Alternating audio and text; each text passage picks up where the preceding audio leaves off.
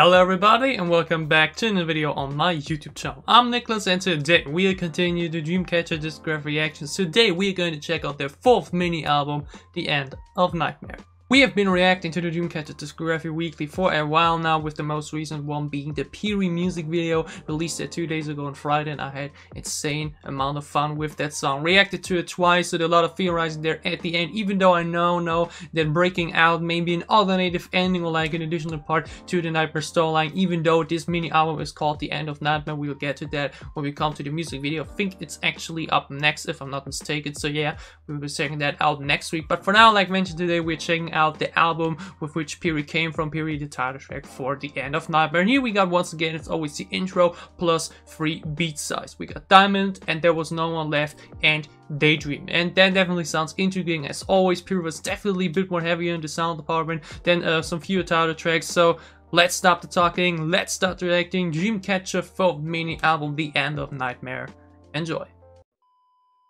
And as in tradition, we're starting the mini album reactions for Dreamcatcher with the intro. Even though the last intro definitely fooled me for the third, for the third mini album, Nightmare Escape the Era, because this was very heavy the last time, very sound like war was about to begin. But then we got July 7th and Wonderland on that mini album, which are like vibey, tropical, summer like chill songs. Been listening to them daily since, and yeah, let's see what this one has in store, I guess. The End of Nightmare. What type of sound concepts are we going to get this time? It's always intriguing to see Dreamcatcher thus far, always with completely different songs to every mini album, trying out something new.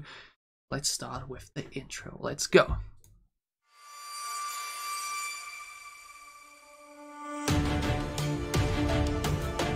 Okay, rather epic feeling as well. Oh, violence. Also, the cover art is beautiful yet again.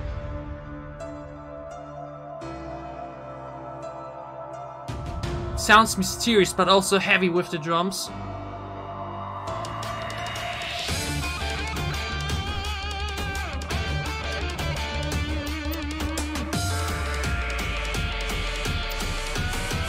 Okay, this is hype!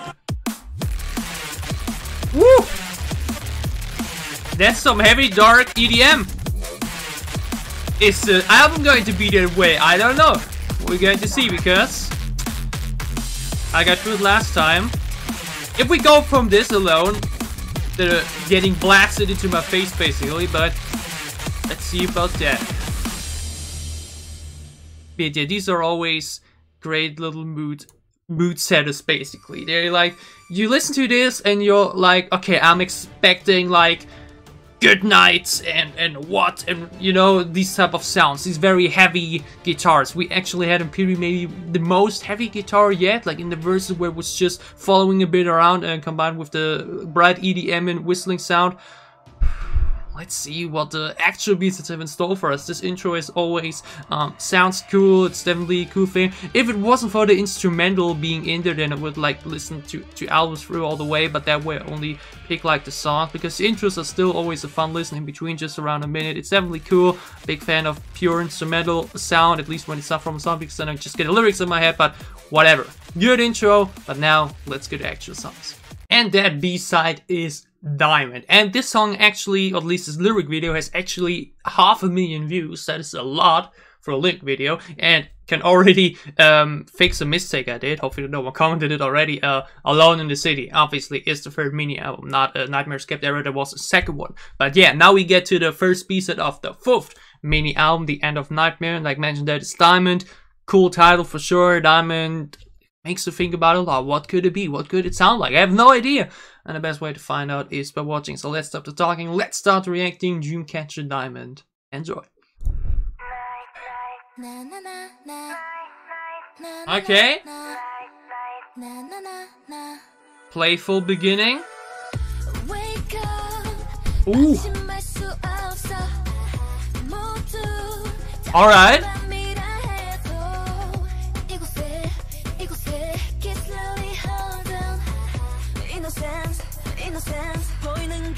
Okay, interesting melody. Alright. See what I mean? Just the complete opposite of the intro. Very bright, chill melody.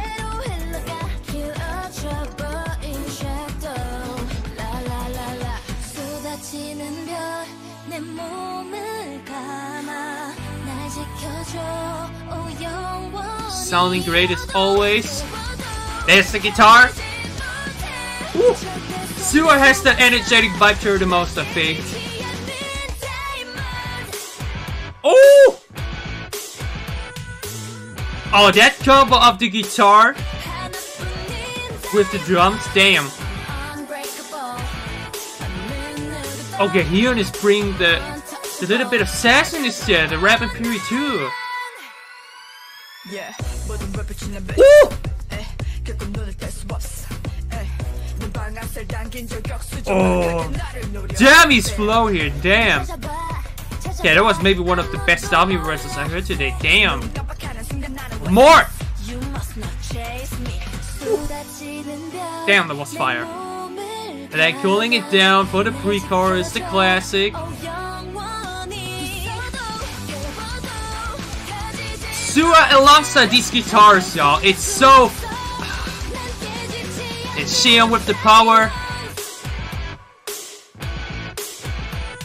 And then this instrumental like chorus here.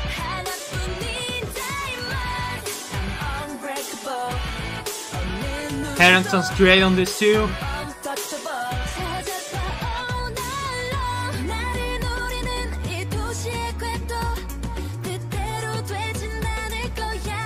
It's hard to describe. It's such a playful, joyful combination of sounds here. Butterfly highs among a lot of flowers.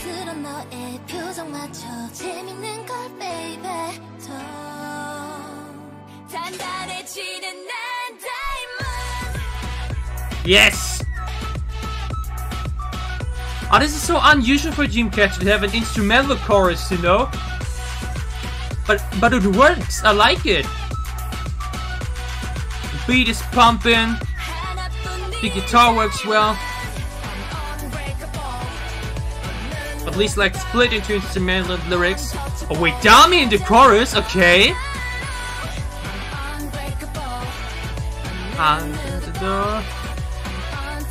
Unbreakable, untouchable. That's a cool concept with like comparing yourself to a diamond. That's cool. Okay, that song had a lot. Once again, goddamn, my hair looks so bad all the time. That was cool. Like mentioned in between, Hyun for this comeback, for this album, for this period, you know, was February 2009, I think. A little bit of sassy there in the first verse too, and we had Dami in the second verse being a bit more powerful. They're having a really cool flow. I don't know, the combination there of a flow and the way she pronounced the words and the way she used the voice there in combination with the instrumental, that kicked in. That kicked really well.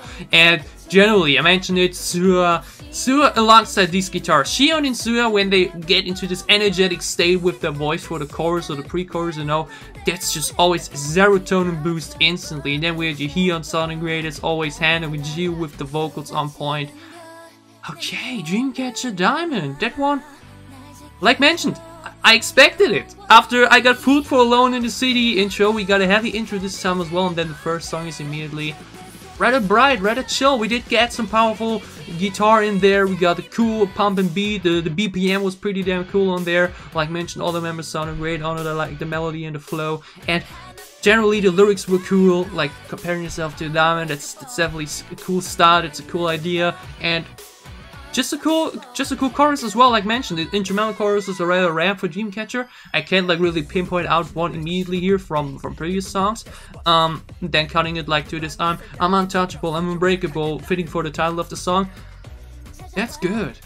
This one's good. I do gotta say though, it's no Wonderland or July 7th. No, I do gotta start with like comparing a bit here. The more songs we listen to, I can already say I will definitely be doing once I'm through with the discography like a I rate all Dreamcatcher songs like video. I can definitely announce that here like already. That's going to be a lot of fun, but also difficult because I suck at rankings. But this song, I wouldn't call it like one of their best B-sides, you know? Like, at least for the first listen, you know, it's definitely going to be something different, like when I listen to it a few more times after this. First impression is definitely good.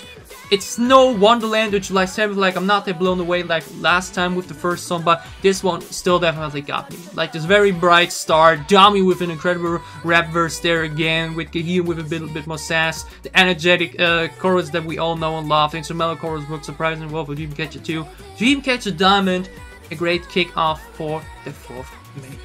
Moving on to B-side number 2 on Dreamcatcher's 12th mini album, The End of Nightmare is And There Was No One Left. And given the music video, this is very intriguing. I already read that I think on one of their special mini albums, which is not counted in like, you know, like this is the 4th one, then we got the 5th one, then we are like actually on the 6th one already that came out this year.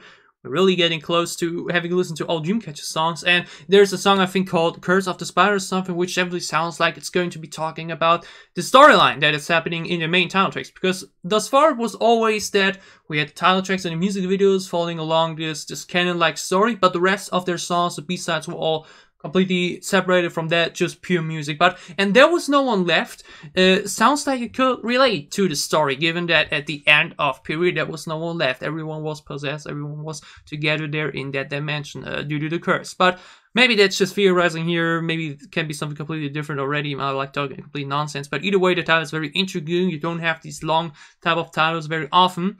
It's only around 3 minutes long, a bit shorter than the usual Dreamcatcher B-side, so like always the 3 minute 20 seconds.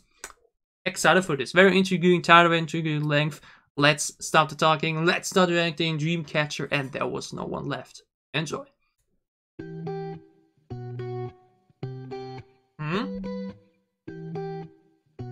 Very soft guitar. Okay.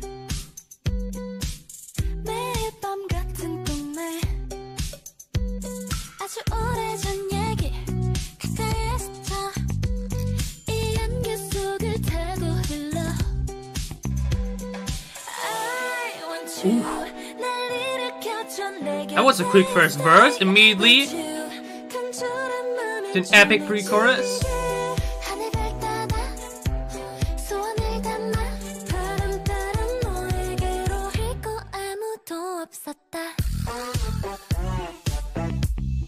Not instrumental chorus, okay. At least like with a lot of instrumental in there.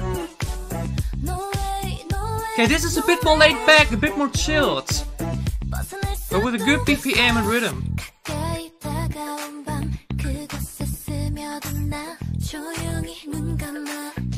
Yeah, that's a rather simple instrumental. Ooh.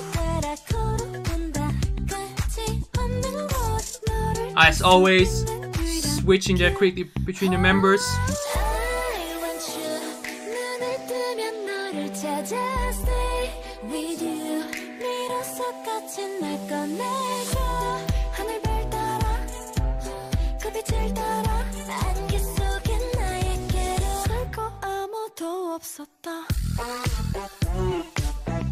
Yeah, this is definitely a bit more fun, you know? It's not as serious as the other songs.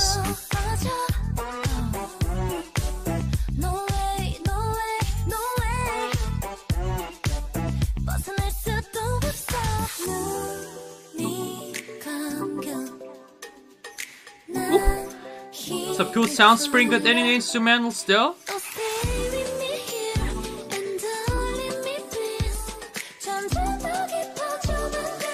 Their voices of this one again though. Very groovy guitar this time. This definitely isn't like rock metal that we know from Dreamcatcher. This is definitely more the usual K-pop. Bit western.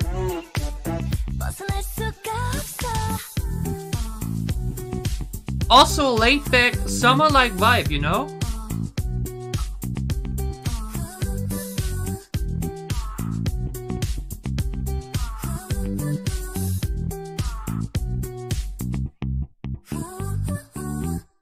Okay.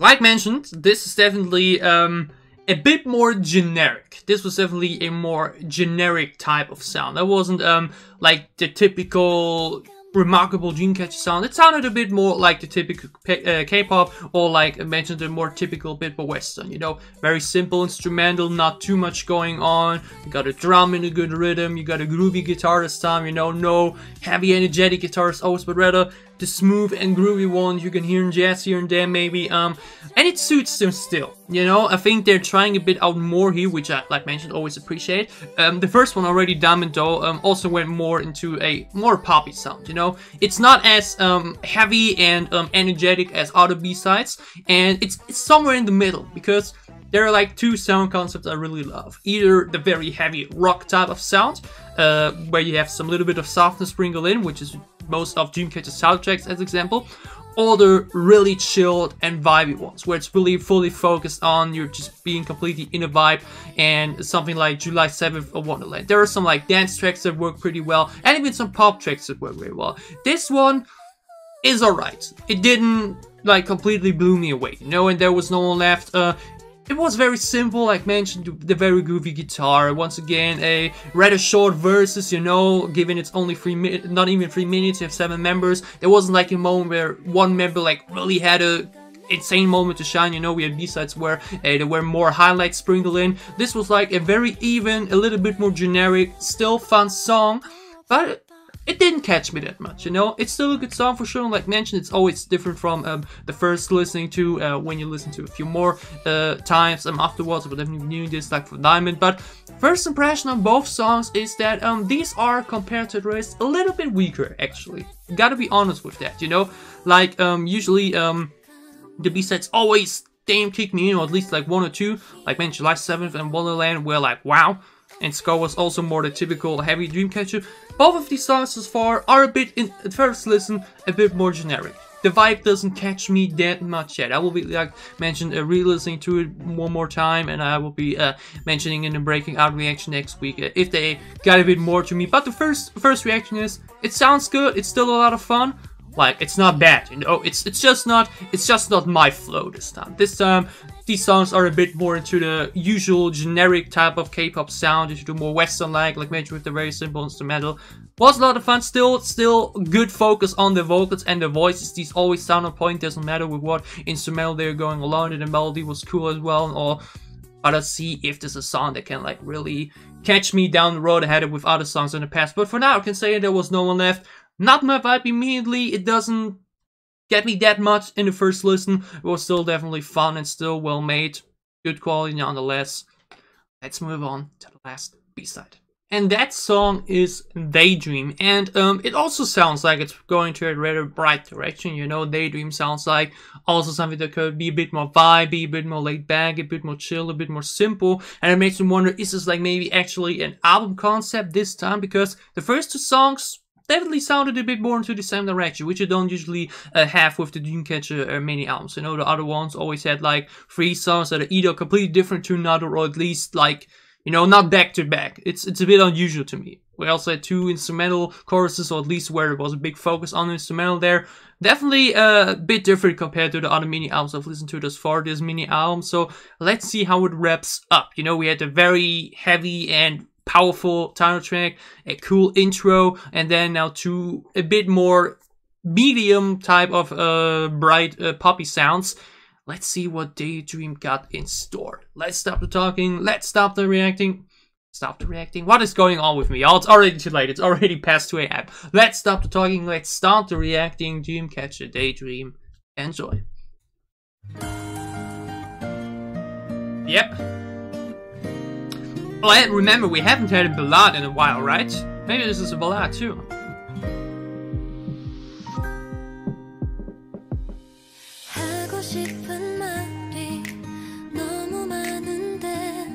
Yep, this sounds like a fleshed out ballad.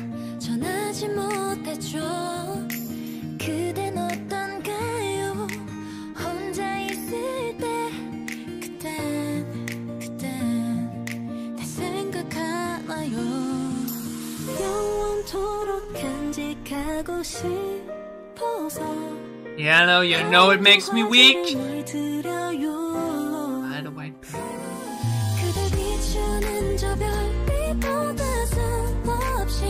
Okay, this gets me a bit more. because it's anything but poppy. This is very soothing.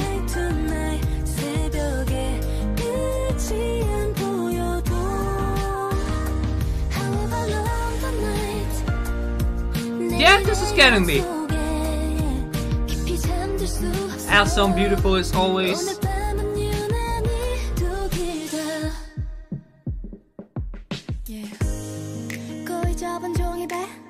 Ooh, some soft rap. Yeah, and a very bright tone this time. Okay, very unusual for Dami.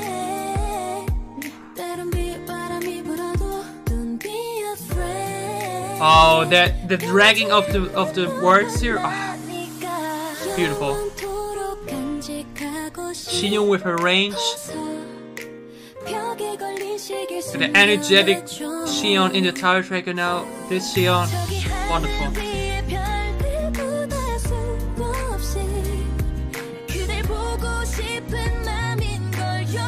I think this is maybe one of my favorite Dreamcatcher ballads.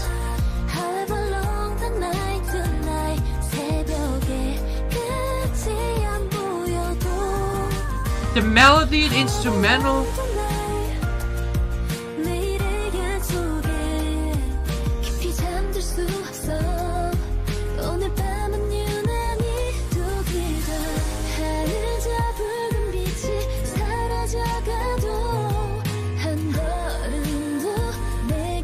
Xion sounds incredible too. Just like Xion, great range in the voice.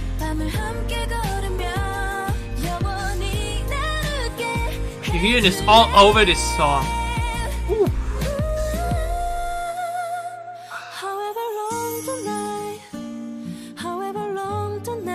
Head on there with her soothing vocals.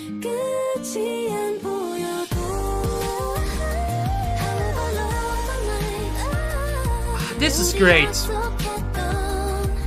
I'm usually not a ballad type of guy, but there's something about this.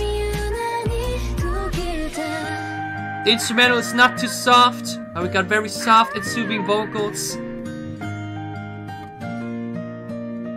The guitar with some drums and piano. Oh, that did it for me actually. Okay. I remember one of their older B-sides. Was it on the first or on the second mini album? I'm not sure right now, but there was one B-side which was also like a ballad, but different to the rest, you know, not completely soft and slow all the way through, but where it felt like the instrumental was evolving. Like a quick cut, I will tell you which one I mean. Trust Me! That was the song I was looking for, their last song on their first mini album, Prequel. That reminds me a bit of that, because it's very subtle in the beginning, but it gets a bit more fuller the more it goes on, with drums, with guitar, with piano, and like mentioned, the other two songs don't really do it for me because it has this typical poppy type of element, because all songs are really bright this time. No song really goes into a heavy or too energetic direction. We did get in Diamond a bit of energetic instrumental in the chorus, but no real that heavy sound in between. Like even Dami's rap wasn't that hard compared to what we've heard before. So all songs of this mini album are really going into a rather calm and brighter state of tone and melody and instrumental generally. It's definitely a first. Thus far, you always had at least one really energetic song, maybe one ballad or like something really chill, and this one really has only those. But I think Daydream does it here the most for me because, like mentioned, I'm usually not the type of guy that like goes for ballads. But this, alongside with Trust Me, has just a cool instrumental that's not like too boring or like too linear, you know.